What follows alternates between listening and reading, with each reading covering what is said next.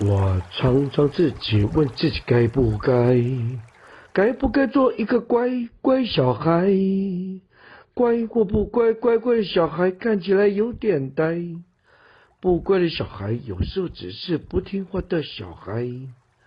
乖小孩或呆的小孩究竟该不该？其实乖不乖，呆或不呆，自己一定知。我常常自己问自己该不该做一个乖乖小孩？乖或不乖，乖乖的小孩看起来有点呆，不乖的小孩有时候只是不听话的小孩。